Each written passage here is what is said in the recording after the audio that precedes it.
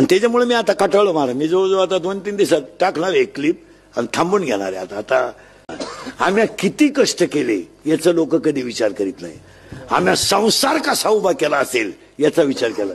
आमची पोरं लहान असताना 8-8 दिवस पोरांची नाही गाठ नव्हते ते मला. आणि आता लोक इतके खाली गेलेत की माझ्या मुलीच्या अंगात कपडे कसे याच्यावर लोकांची कमेंट्स आहे. याच्यापेक्षा काय वाईट पाहिजे मला. आता 4 दिवसापासून माझ्या मुलीच्या अंगातल्या कपड्यावर लोकांनी बातम्या तयार केल्यात मला. पण तिच्या बापानं मला द्यावं घोडे, तुम्ही मला घोडे लावा, माझा पिंड गेलाय. माझ्या मुलाचा आणि मुलीचा काय दोष आहे.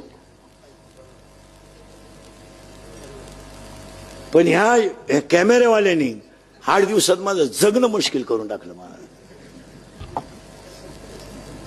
काय मला एक सांगा, मुलगी तुम्हाला आहे, तुमच्या मुलीच्या कपड्यावर एखाद्याने कमेंट्स केली तुम्हाला काय वाटेल. आणि मुलीच्या साखरपुड्यात कपडे मुलीकडचे लोक घेतात, नवरदेवाकडचे घेतात का मुलीकडचे घेतात. मग कपडे त्यांनी आणले असतील का म्या घेतले असतील. मग एवढी तरी क्लिप टाकणाऱ्याला लाज पाहिजे ना. माणूस नालायक असावं पण किती.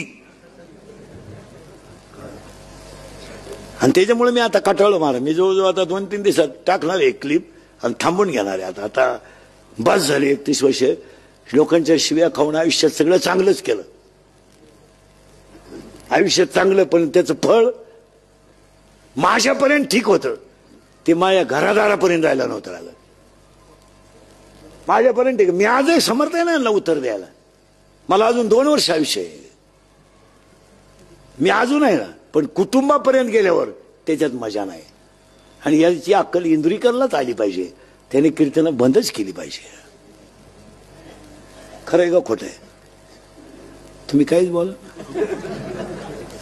हे त्याने बंद केले पाहिजे. त्याला लाज वाटली पाहिजे की आता कमेंट करणारे लोक बोलायला लागले, आता इंदुरीकडने फेटा ठेवून द्यावा, त्याचं त्याने चांगलं सगावं.